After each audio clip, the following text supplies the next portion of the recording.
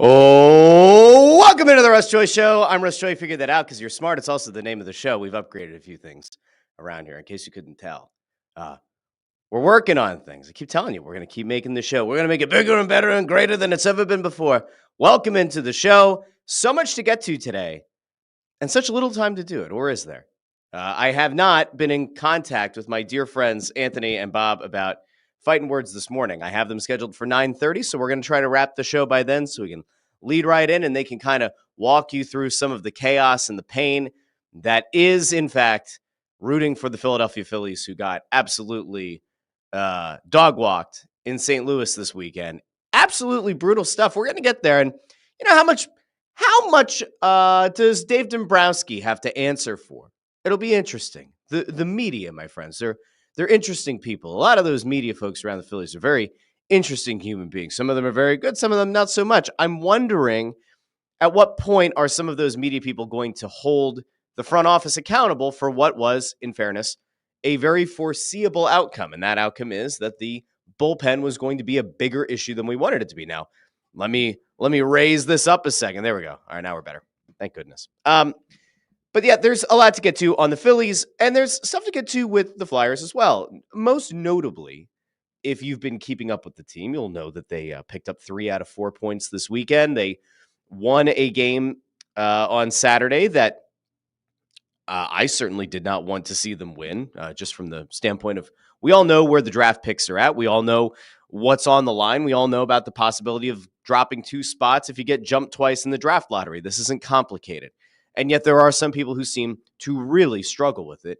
So they win a game against the Islanders. They go to overtime, and thankfully they lose to the Senators, but they still pick up 3 points. And now that weird little group from number 4 through number 8 is all within, I think, 2 to 3 points of each other. So we'll take a look at that as well. And, you know, does Bradshaw deserve a look as head coach? And, you know, I think there's a case to be made that there are worse things in this world than Bradshaw potentially getting the opportunity to prove himself here.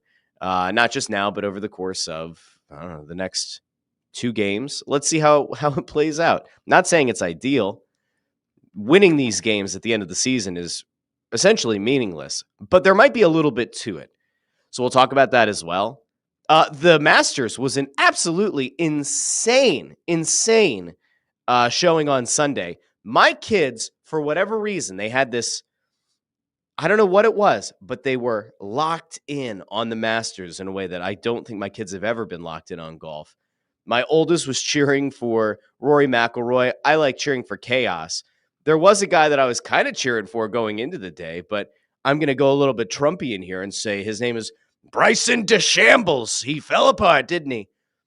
He falls away, but Rose ends up, gets done, 2-3 holes early and then get to a playoff. So we'll get there as well. I thought that Sunday was a really interesting day if you're a golf fan, even if you're not. I will stand by my belief that the Masters should be played over Easter weekend. There's nothing quite like having a belly full of ham and halupkis, whatever you eat on Easter. Nothing quite like being able to take in the final round of the Masters while you have whatever food it is in your belly. We'll get to all of that, and I'm sure there are more things.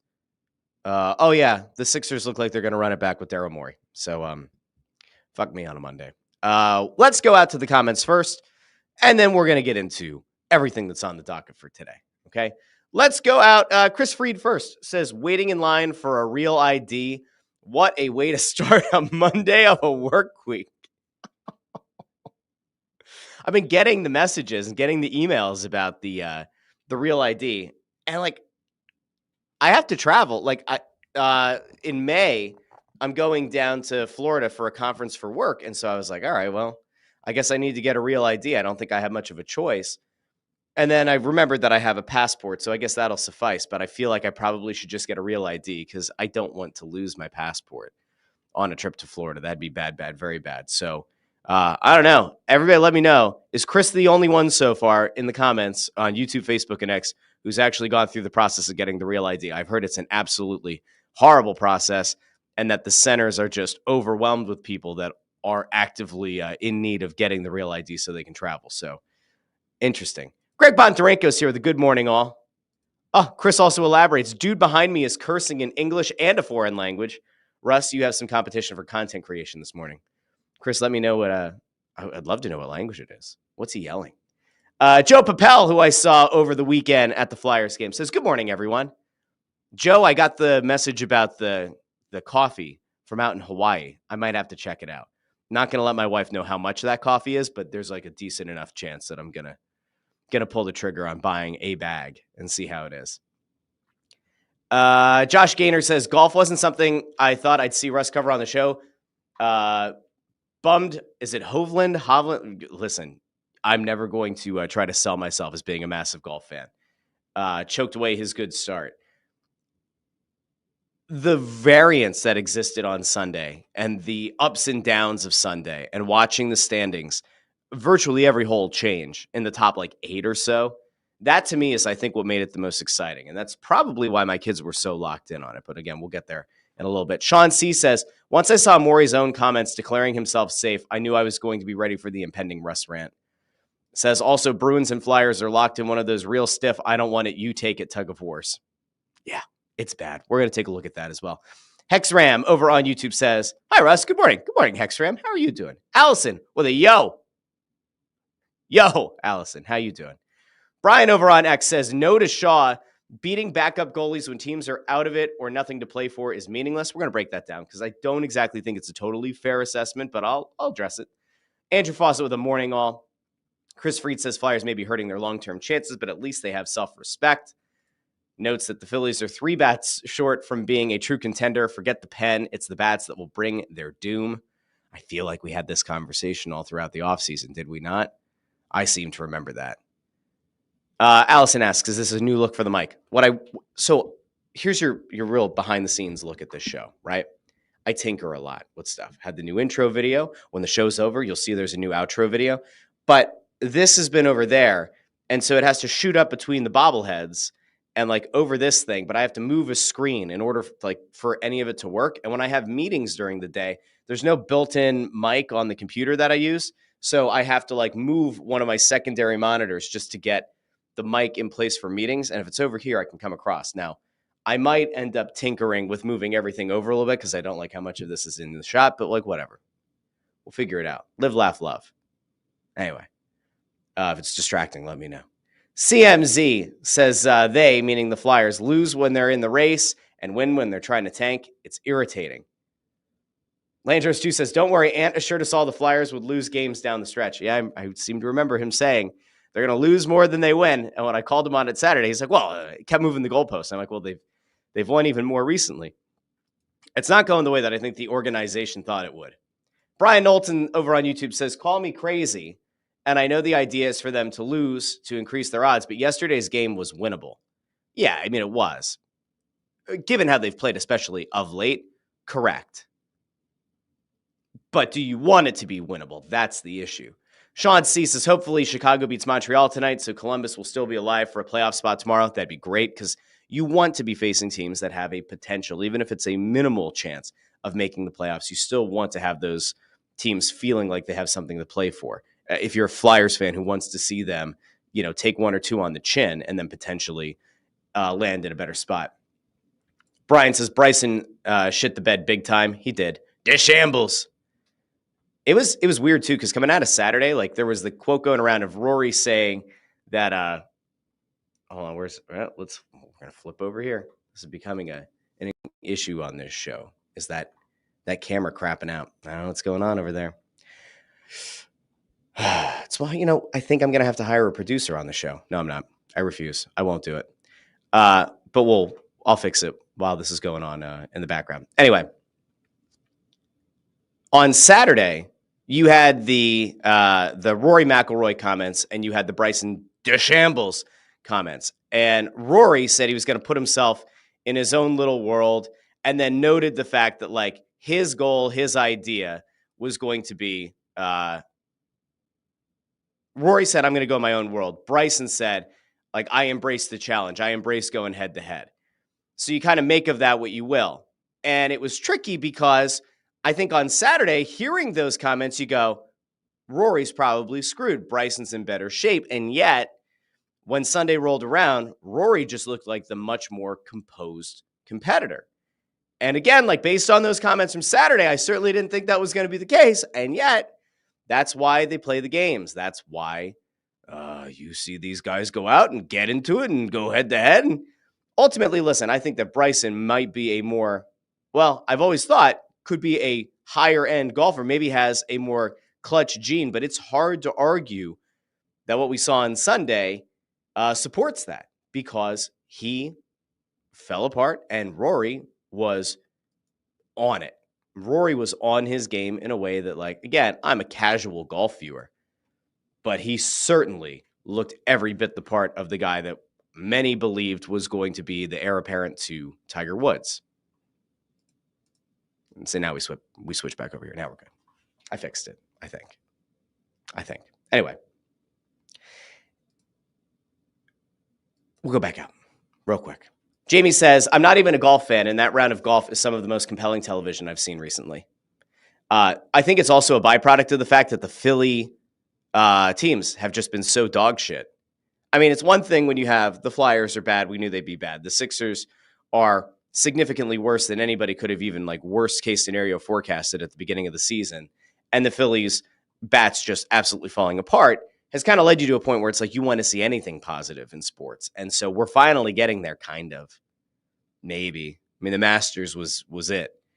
But, like, the reality is about to sink in for people. Sixer season is over. Flyer season's almost over. You got the Phillies, and whether you want to or not, you have the Union through the summer, and we are still months away from the Eagles reporting for training camp and getting that season underway. So, like, listen, we've been here before, but it is going to be a pretty brutal stretch of Philadelphia sports. So we're probably going to be looking more at national sports. And if I remember correctly, last summer, I did a lot more of, like, touching on national sports stuff. And I will be honest with you, while I have no problem talking about the Phillies, I'm not going to talk about the Phillies for full shows for 3 times a week. Like, it's just not going to happen. So we're probably going to pivot a little bit into some national sports stuff and maybe some non-sports stuff over the summer until the return of the Eagles and then eventually the Flyers and the Sixers. So that's where we're at. Jim Cochran says, looks like the Union are going to be who we thought they were going to be. Yeah, the wheels have fallen off of the Union. They can't score. Gazdag debuted for Columbus, looked very good. It's not ideal. It's ideal if you want to try to, like, force an ownership change, but that's not going to happen unless the league intervenes. So, yeah, the Union have kind of fallen off, which is not great. Let's see. We were asking about the real IDs before. Allison said she got hers back in 2017. That seems early. Greg Bondarenko doesn't have one. Andrew Fawcett goes, I have a real ID. Does it say McLovin? Andrew, does it say McLovin on it? Jim Cochran says, I feel real ID is going to go the way of the $1 coin. $1 coins are great. Maybe not. Jamie says, I have a passport, not messing with that. I'm just like, do I want to go to the DMV between now and the trip? No. Will I do it? Maybe. King Alfred's U.S. descendant says you can get the real ID at the DMV in King of Prussia. All right, maybe I'll have to do that. Chris said that the guy behind him was yelling in Russian. Okay, so interesting. Ford is here. Ford is here and likes the intro and likes the good music. Ford and I are off to a good start on a beautiful Monday morning. All right. Let me see if I can kind of jump here a little bit. But Jamie Rollo says, Danny's going to have to earn his money because he'll never get to pick elite talent at the top of the draft. I don't know when we're going to get there. We're going to get there, though. Ford also says, Phil's now doing what I thought they would. Get used to this. Lack of runs, older roster. This is the Phils. All right. I'm going to come back to the comments in a little bit because it's important. Okay. I'm going to get back to the comments here in a little bit. I don't know where to start. I think I'll start with the Phillies just really quickly because I don't have a whole lot to say other than this is kind of what I was afraid of in the offseason. And, like, listen, I think everybody knows at this point that, like, there are times where I'm happy to toot my own horn. Toot, toot. And I was happy to buy in early in the season through the first 2 series that the Phillies looked really good. And I still questioned whether or not they made a smart enough move in the outfield and that I wasn't exactly a big believer in Johan Rojas, that Brandon Marsh is a limited player, and that Max Kepler wasn't going to be the difference maker they need at the plate. Remember, I said through the end of last season So when this show started, I think in July or August of last year, that you need to add a bat that's going to help to make this kind of a slump-proof group. You need somebody who's going to consistently be able to get on base. I don't care if they're a thumper. I don't care if they're going to rack up 25, 30 home runs. You just need somebody who can consistently get on base to take some of the pressure off of these other guys so they're not getting in their own heads and then they're not constantly swinging for the fences every time, right? So I talked about this all second half of last year. And then when the Phillies didn't show the killer instinct, couldn't put the Braves out of their misery, couldn't put the Mets out of their misery, and then they ended up matching up against the Mets in the postseason, I said, once again, very concerned that the bats are going to go cold here. Very concerned they don't have somebody who makes them a slump-proof team. And so there we were again, friends. And then you got to the offseason. And while I didn't really think that they were going to sign Juan Soto, I thought that they were going to at least make it look like they were more involved. And I thought that there'd be a chance that maybe the Phillies would go out and they would try to do something of value, that the Phillies would try to make you at least believe, even at the smallest percentage, that they were going to try to add somebody who could sort of have an impact. But they didn't do that. Their big signing, which I can't even imagine they would call their big signing, was Max Kepler, who's a good player, who's a nice player, but he's not a difference maker. And he's certainly not a guy that's going to help you avoid a slump. And he's certainly not a guy that you're going to want to rely on in high leverage situations. If you asked me who are the 5 guys that you'd want to see get up to the plate in the 9th inning with staring down a 1 or 2 run deficit, Max Kepler's not on that list. So that to me was a bit of a problem, right? That was an issue. And they didn't go out and they didn't fortify the bench. And so what they did once again was they ran it back in a sense where they were hoping that Brandon Marsh was going to become a player that he just isn't. They were going to hope that, well, if Brandon Marsh doesn't become a player that we hope he could eventually be, well, at least we have Johan Rojas. And Johan's going to take a step. Well, he hasn't. So the outfield as it stands right now is a total mess. And it's a legitimate issue. Now, the bullpen is a mess. There's no getting around the fact that the bullpen is a disaster right now. There's no getting around the fact that this bullpen is going to need to be added to between now and the trade deadline if this team is to have any chance of remaining in contention for, let's say, the NL East. I think the wild card, they're going to be in contention the entire season. But this NL East division is a little bit open, right? I think that there is a possibility that you could get on a hot streak and maybe put yourself in position where you're a little bit more in it than you expected to be. Because if you take a look at the standings and if you go back to what we expected at the beginning of the season, we thought that the Braves would very much be in it. The Profar PED suspension has effectively hurt them in a lot of ways. So the Braves are down at the bottom of the division at 4-11. We didn't expect anything in the Nationals. We didn't expect anything out of the Marlins. So it was you were going to hopefully vie for the NL East title with the Braves and the Mets. The Mets are up on the Phillies by a game. So you're right there. You're still in striking distance. And even with the holes in the bullpen and even with a legitimate outfield concern where I could make the case that Castellanos gets frustrating, but he's still a major league hitter. I could make a case right now that 2 of your outfield spots should be replaced almost immediately. And that's a problem, especially if you're trying to compete for a World Series. I mean, it's great if you think all right, we're getting good enough productivity at the plate from at least some of our infielders, but the outfielders are the issue. And I'm going to try not to include Alec Boehm in the positivity of the infield because he's not part of the positive. Then you got a guy like Edmundo Sosa who can kind of play anywhere, and he's been a revelation this season. But again, there could be a law of diminishing returns, so you have to be really, really careful with Sosa. All of this is to say, this team, for whatever reason, chose to run it back, largely run it back. Now, Stubbs got sent to the minors. So maybe you say, all right, it's not just the all vibes team this year. That's not an impact move. I look back at the guy that I've called Temu.com's Mr. Rogers, Dave Dombrowski, a guy who, for whatever reason, seemed to believe in this team, despite the fact that they've come up short multiple years in a row, despite the fact that adding to this team presumably could put it in position to be at or near the top of the National League, not just the NL East. And he decided to run it back. Now, I've talked to a few people, media people, who've said, well, the Phillies' mindset was Don't lock into a bad contract or a long-term contract at a high salary per year. Don't lock that guy in this offseason. Wait till next year. There'll be some money coming off the books. And then next year's free agent class could be stronger. Or don't get yourself locked into a bad deal because you'll have some flexibility when you get towards the trade deadline. Or if, God forbid, you need it sooner, you'll have some flexibility this season. I haven't seen it yet. The Phillies aren't exactly like in the rumors right now with like 3 or 4 high profile targets. Now, I don't need to know through the media that a team is actively pursuing that impact player.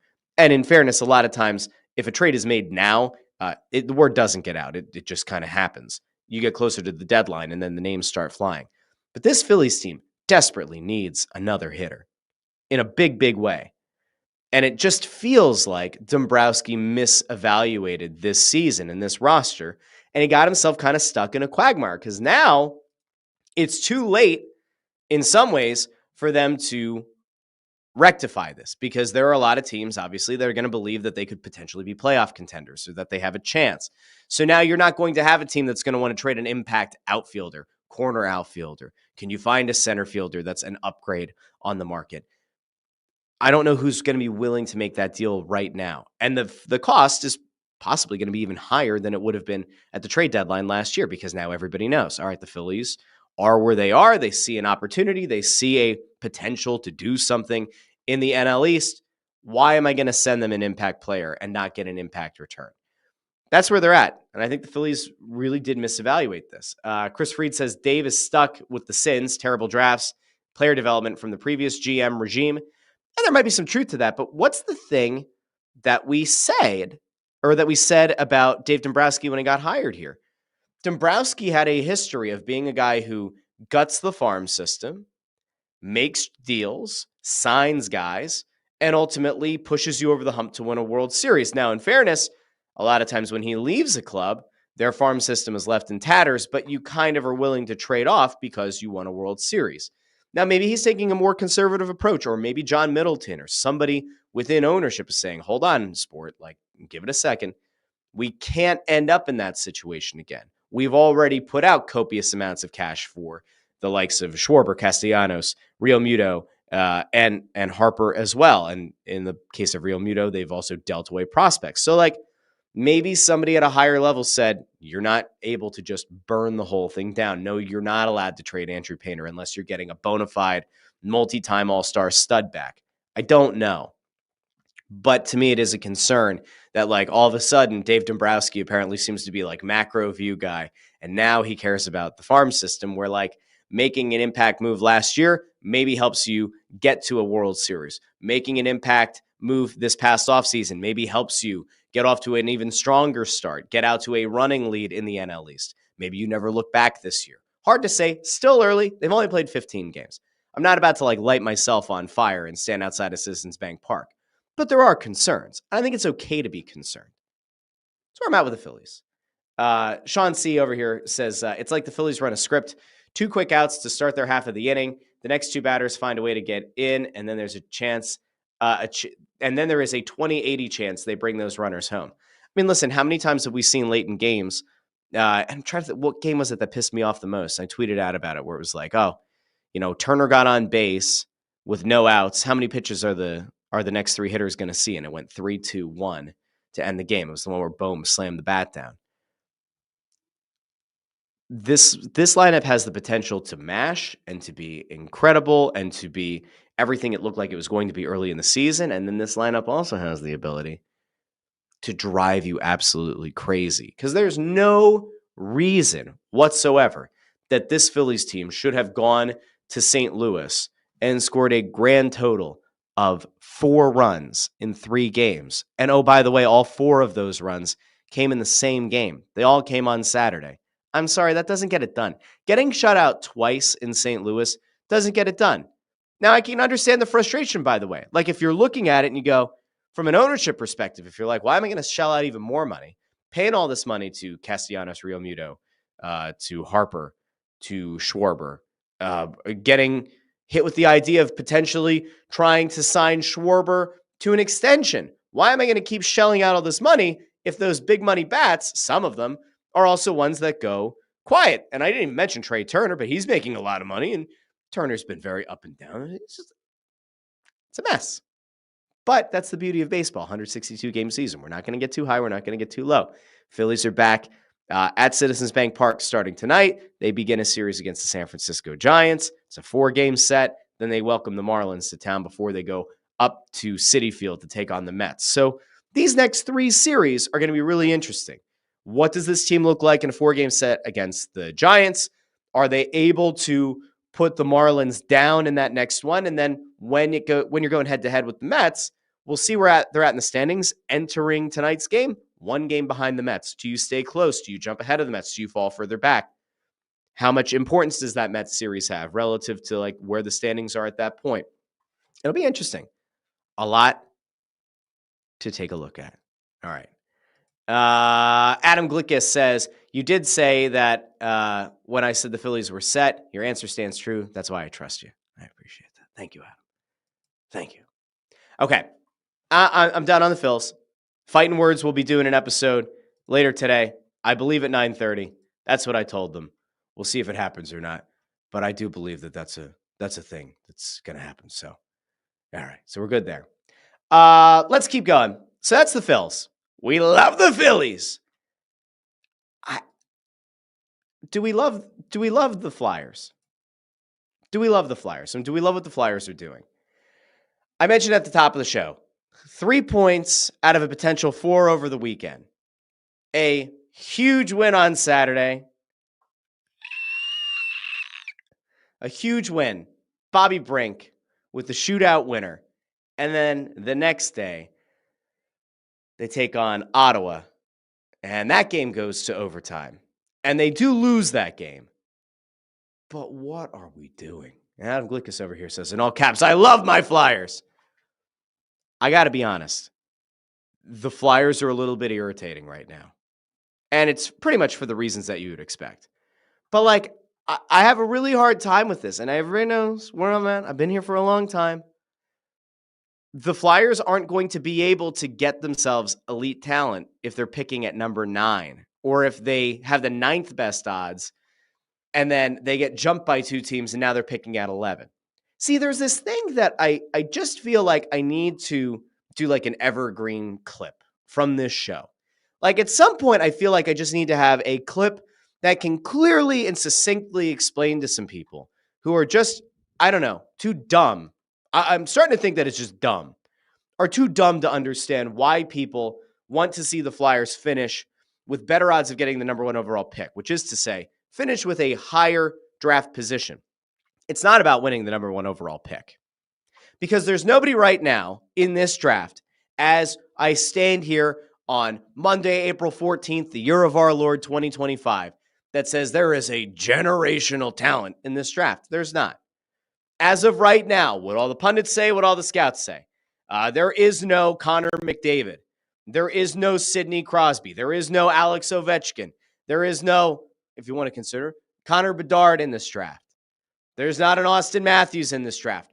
There is nobody who really, truly moves the needle in a high-impact way right now in this draft. Schaefer, the top defenseman in the draft, appears at the top of the board for a lot of people.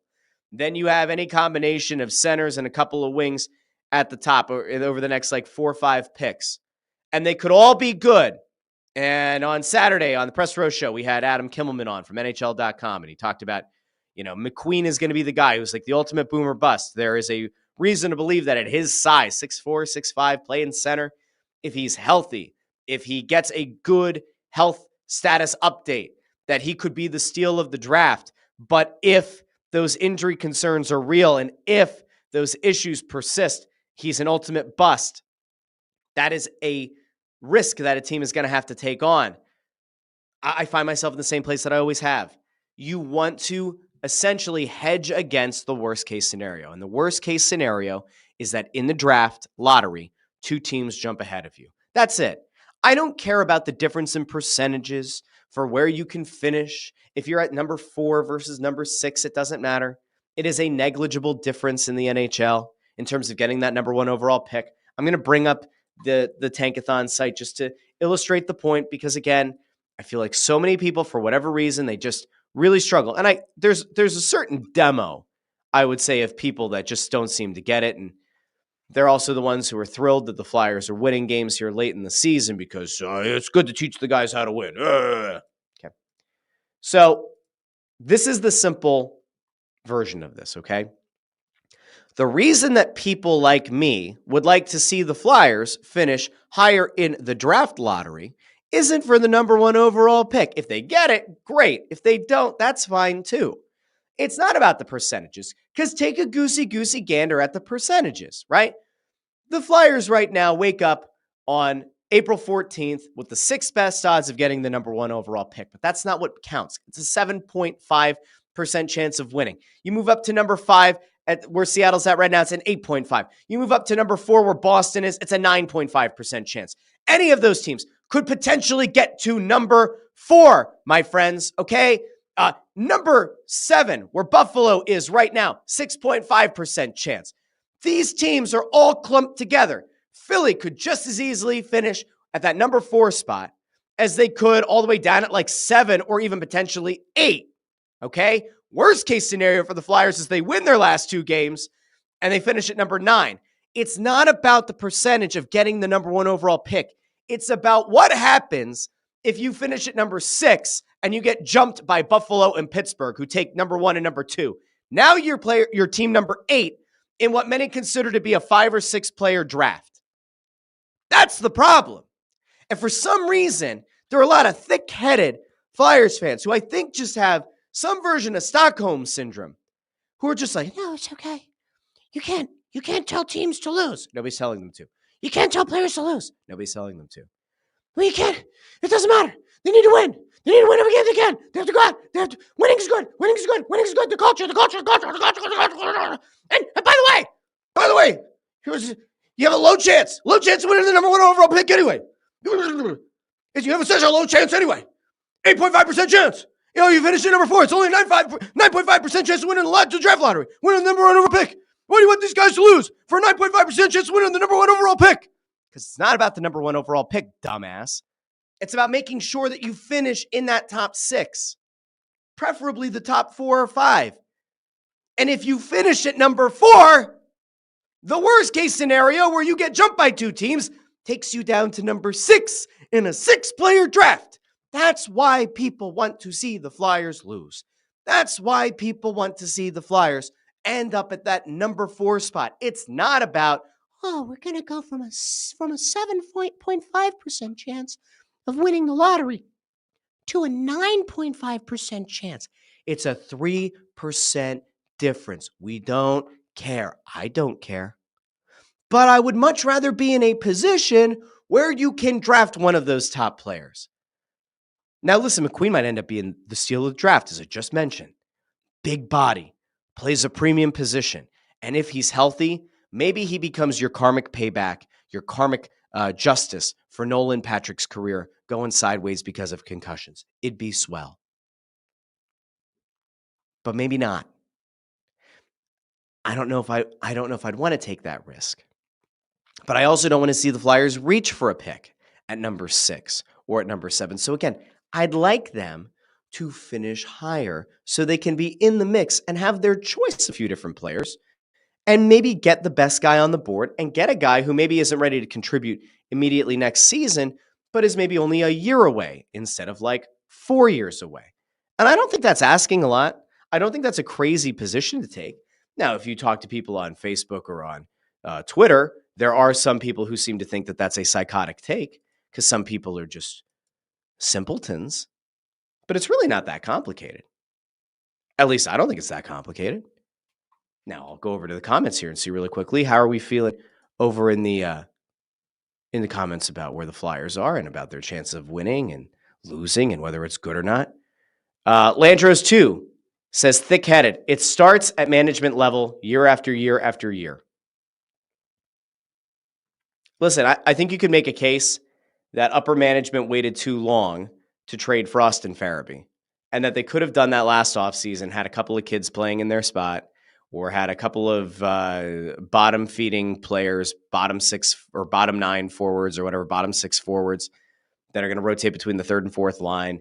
And maybe it makes the Flyers a worse team from the start. They never feel like they have a chance to compete. Maybe Torts doesn't melt down the way that he apparently did. Doesn't cost himself the job. The team still hates him. They finish out the season on a cold streak. That actually is like the one thing that drives me absolutely insane. Okay. I've seen a bunch of people who said, well, they should have kept Torts. Go back on this show. Go back on this show or on YouTube or the clip where I broke down what the guys from Chicklets said and what I had kind of been hearing about the York and Torts confrontation. If any of it is true, Tortorella could not stay. If there was any kind of a potential physical altercation, which again, I did not get the feeling is what happened, but if there was a physical altercation of any kind, he can't stay. If he did threaten to bury a player long-term and try to convince him not to re-sign here, that is kind of sticking it to your front office. I could understand them saying he can't stay. But there are people now who are just like, oh, well, they should have just kept Torts. That's not how this works. And I did ask over the weekend on Twitter. I said, listen, I get that people are upset that the Flyers are winning games. I am also upset that they're costing themselves draft position. And at the same time, what do you want them to do? They traded 5 roster players. They fired the head coach. They don't exactly have a ton of talent on the roster, and yet the talent seems to be a lot more light on their feet. They seem to be a team that has had a massive weight taken off their back. What are you to do? And if there was something that happened with the coach that was so egregious that they felt like they had to fire him, he couldn't stay. So what would you like them to do now? What would you like them to do so that the Flyers, for the next 2 games, lose? You can't healthy scratch Matvei Michkov. Imagine, you can't. The league would have it out for you. So, what's the plan? What are you going to do? Who are you going to sit? What are you going to tell Bradshaw? What are you going to tell the players? Fuck it, guys. I know we can't ask you to lose. Go lose. What do you think is going to happen? You have to deal with reality at some point.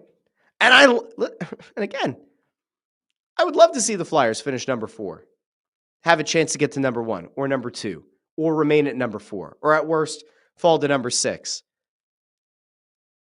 The ultimate bad case scenario here, if you're a Flyers fan, is that you've gone through a very bad season, a somewhat delusional part of the season, a very bad section or 2 of the season, and that you had to suffer through a lot of losing. Some people who love Torts were very upset that he got fired.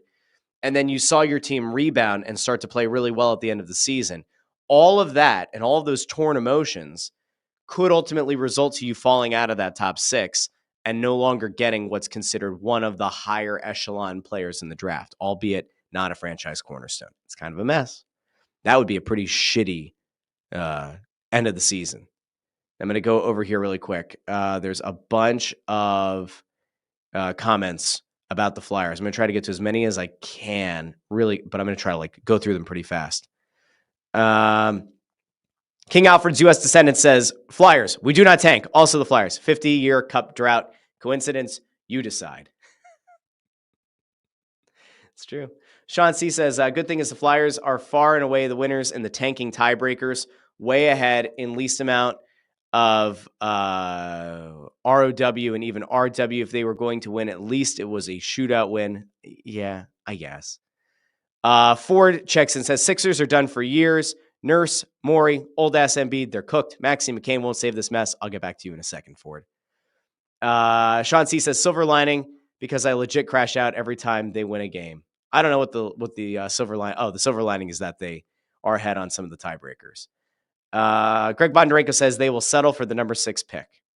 Chris Freed with an update from the DMV. PennDOT lady is ready to throw fists over folks who are using a speaker on their phones. If you show up, how do I put this nicely? If you're a human being who shows up to a public place with your music playing on your phone through speakerphone, and it's even a remotely quiet area, pound sand. Nobody wants to listen to your music. We don't want to hear what you like to listen to. If I'm at a restaurant and I have some jackass 2 tables over with their music blasting out of their phone, I'm ready to blast their phone out the fucking door. If you're going to be the kind of parent who does the whole, we take our kids out to eat, but we're going to have 6 iPads at the table. I don't want to hear your kid playing FIFA or playing whatever NBA game is on there or playing whatever shooter's on there or playing like tower defense or Plants versus Zombies, whatever shit you're letting your kids play.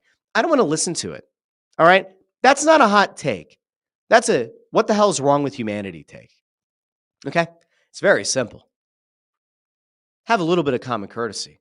Pop in a pair of AirPods. Pop in a pair of headphones. Some headphones are really cheap. I don't have the headphones port on my phone. Get the dongle.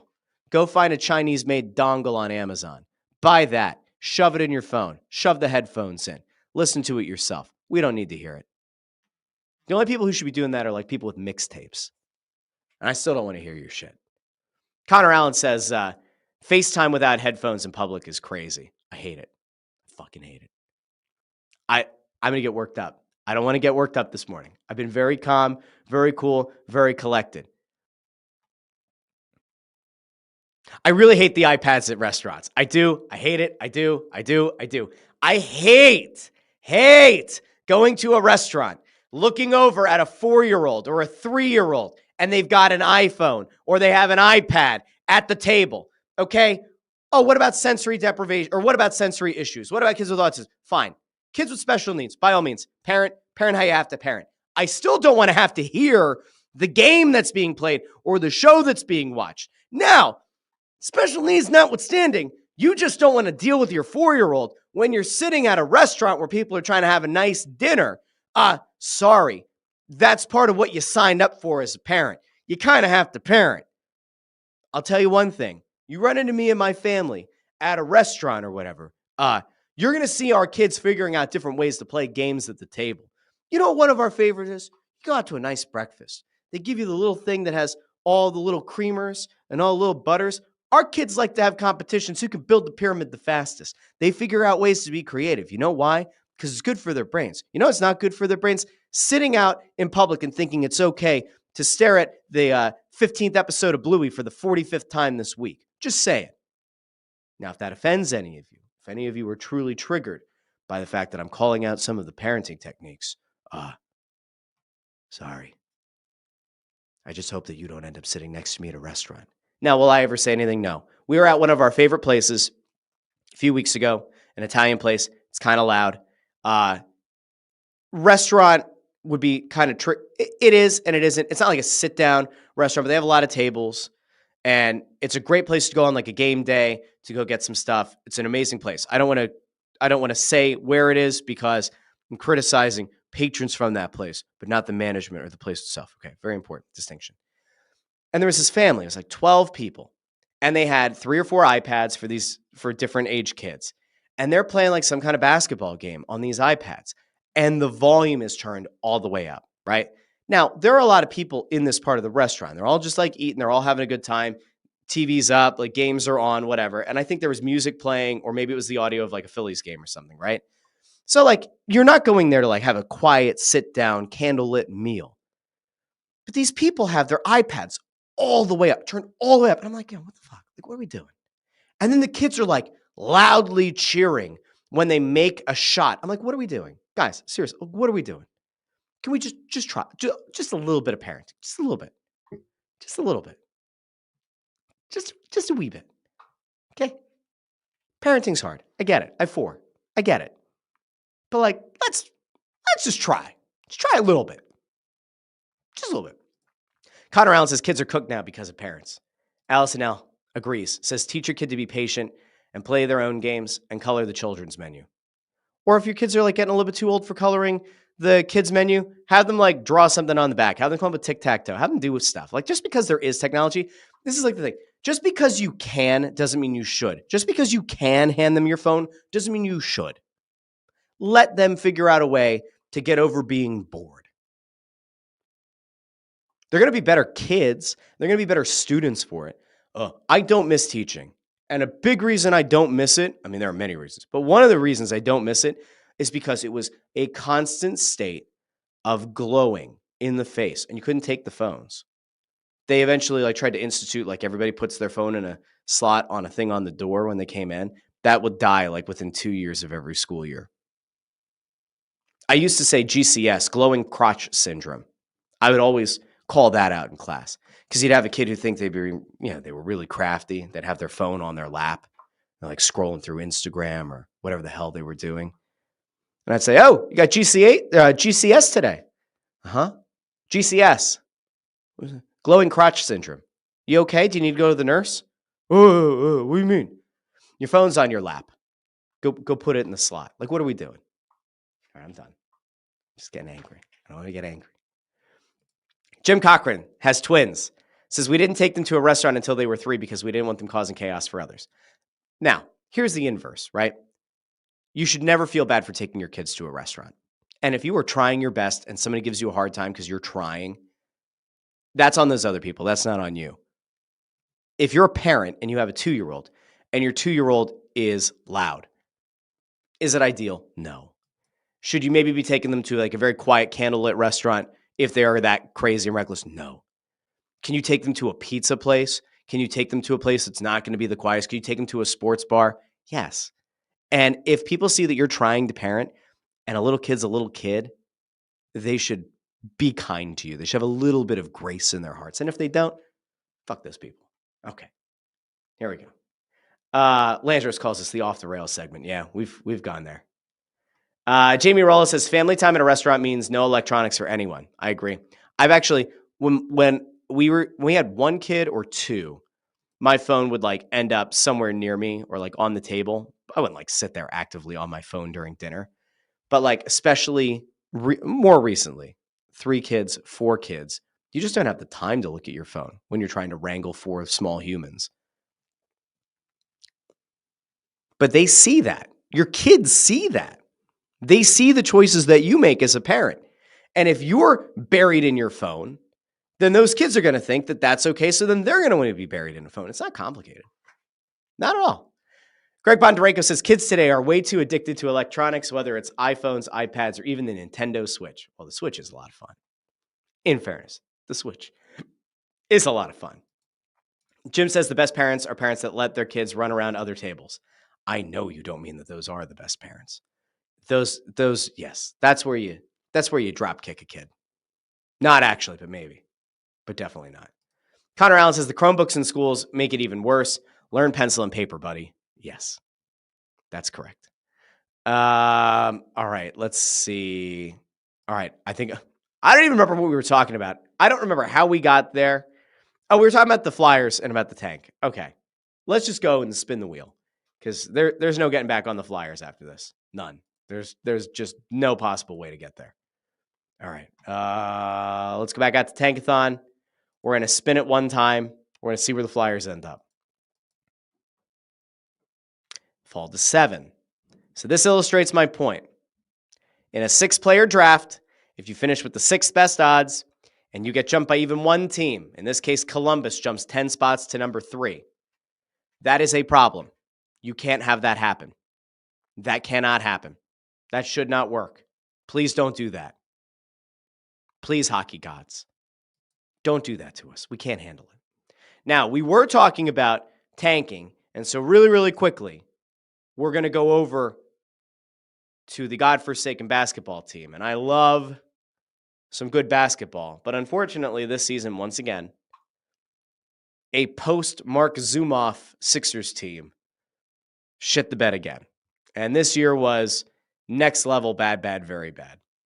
And as things stand, with the regular season now wrapped up, your Sixers are going to pick 5th in the draft.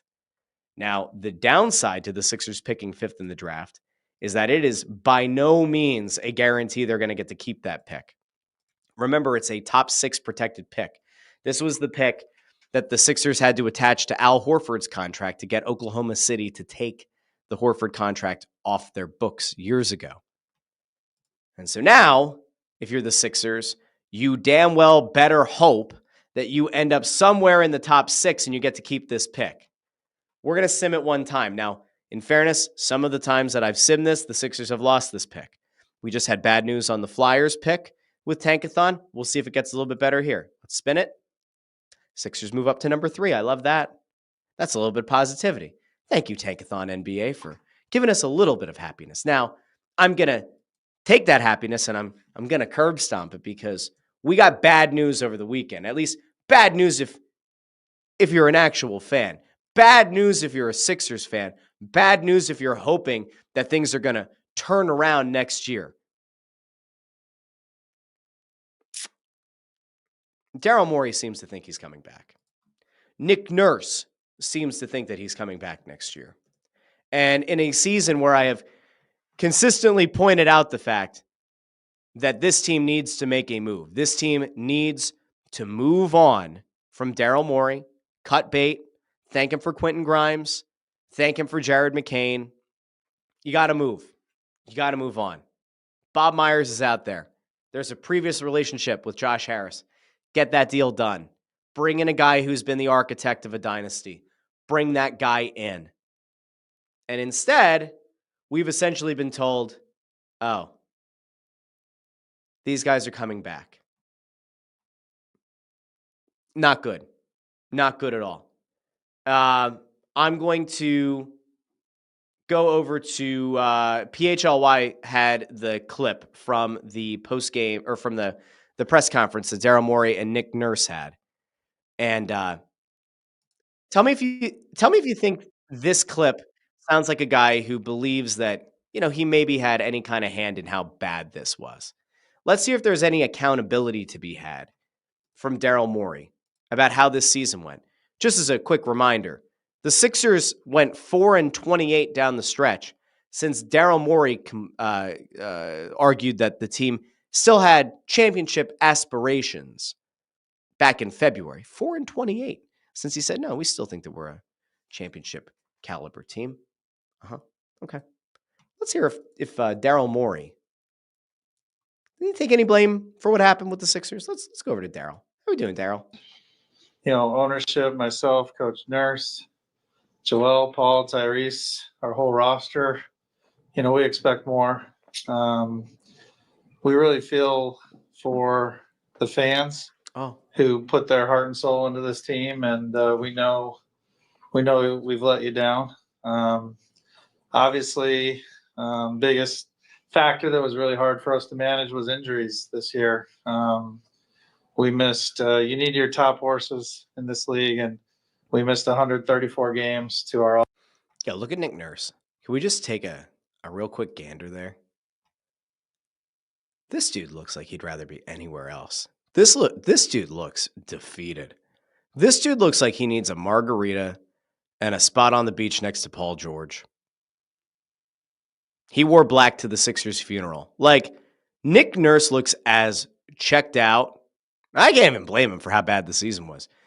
He looks as dejected as a head coach has ever looked in Philadelphia, and that says a lot. We'll finish up there. All-Stars. And, the next highest team was like 50 games missed from All-Stars. So here's your problem, right? There are truths to what Daryl Morey said, and there is certainly truth to the belief that injuries are what derailed the season. Nobody can debate that. However, it's the way that this team once again failed to explain that to the public. That is where the true problem lies. The reason that people were so upset about the Sixers season isn't just because the Sixers underachieved. It's because they, as an organization, effectively lied to the fans, or at least the fans felt lied to. And it goes all the way back to the Olympics last year. It goes all the way back to many people saying Embiid cannot play in the Olympics. He's got to get healthy. The way that last year ended, he cannot put his body at further risk. He doesn't need more important minutes, which is what you would end up playing in the Olympics. You don't need more basketball minutes on those knees. Get him healthy. And then he comes back. And even at the Olympics, there were times he just looked very slow, very plodding, very out of it. Body just didn't look like it was responding well. And you go back to the beginning of the season. He's missing the start of the year. Why? Well, it's all part of the plan, and nobody knows.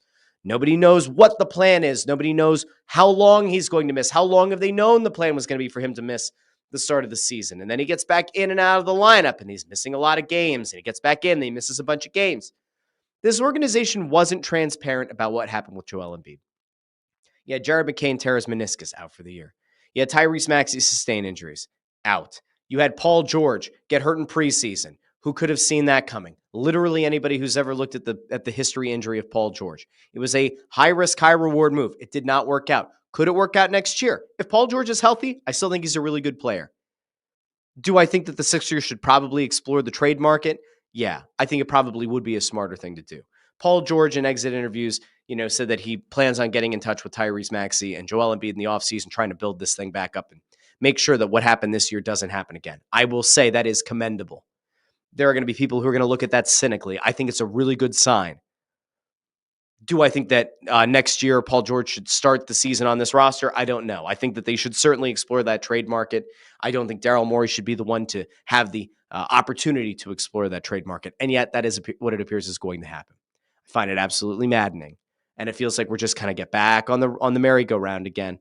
We're going to find ourselves back in this situation again next year. It's not great. Not great at all. Landros 2 says, Nick Nurse knows what it takes. That's a guy that knows they don't have it. Morey is about excuses. Yeah, it's not good. It's not good at all. Not good. Connor Allen says, I watched like 20 minutes of Sixers basketball all year. Was nice to just watch college this year. I don't have that in me. I don't like college basketball enough. So yeah, it's not ideal. I think that's all I wanted to talk about the Sixers. I was so disgusted, and like there are more comments, there are more things that pissed me off about the availability. But if I start playing all of them, I'm just going to get even angrier. So it's not worth it. So we talked about the Sixers, we talked about the Phillies, we talked about the Flyers, we talked about the Masters a little bit at the start of the show. Really cool moment there at the end. Rory McIlroy wins in the playoff and has that moment with his wife and his daughter. Really cool moment. I didn't realize that he hadn't won a Masters before. I thought that he had. So that was a cool moment for him. Cool moment for the sport. Cool moment in that, like, if you go way back to the start of his career, where they had the what was not really a passing of the torch, but kind of like a setting the stage for what was to come. The Nike commercial with him and Tiger Woods, and him idolizing Tiger, and then them kind of being in the tee box together. Right, Tiger hits a drive, and then Rory comes up and hits a drive. It almost felt like the prophecy was fulfilled with Rory winning the Masters, but it was a cool moment. Now, there's one thing I did not get to, and there was one thing that I saw over in the comments that is very exciting for somebody in our comments section, a mainstay of the comments section, if you will.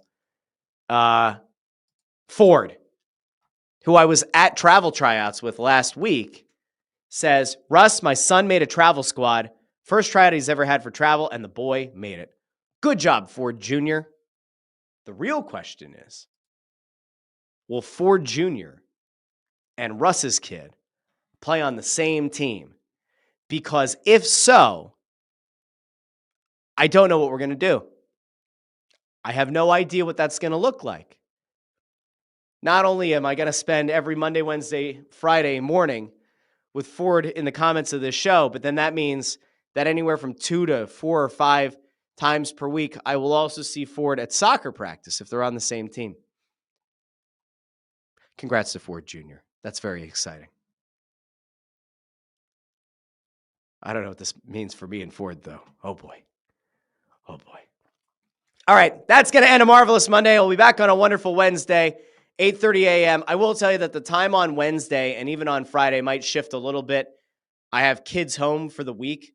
Apparently, you get spring break week leading up to Easter, so taking care of my small humans in the morning before coming on to do the show. The show time might shift a little bit Wednesday and Friday. I will try to have that out there very early so that you're not like showing up at 8:30 expecting a show and then it's like 8:40 like today. So I will do my darndest to get the studios and everything set up with the time. But thank you for your patience if the shows come out a little bit later than usual this week. So anyway, on that, it's time to end the Russ Joy Show for the day. I've been Russ Joy. You knew that already because you're smart. It's also the name of the show. I'll talk to you Wednesday. In the meantime, you can go check out Phightin Words with Anthony Sanfilippo and Bob Wankel as they break down everything to do with the Phillies every Monday and Friday on the Joy Media account and on their YouTube account, wherever you get your podcasts. You can go check out It's Just Wrestling. Dropped an episode last week. Going to get back in the swing of doing it again. this week as well on the road to WrestleMania. We'll be talking about that and AEW and a whole bunch of other stuff. And Snow the Goalie will be back with the final press row show of the year on Tuesday night. And we'll probably have a regular episode of the show as well. So tons of content coming your way. But again, until Wednesday, this has been the Russ Joy Show. I've been Russ Joy. You knew that already because you're smart. It's also the name of the show. Like the video, share the video, subscribe. And when the show's over, leave a comment in the regular comments section. Let me know what you agreed with, disagreed with, what you're looking the most forward to in Philadelphia sports and more. And I'll talk to you Wednesday here on the Russ Joy Show. Let's hit that brand new outro. Have a great day, everybody. Talk to you soon.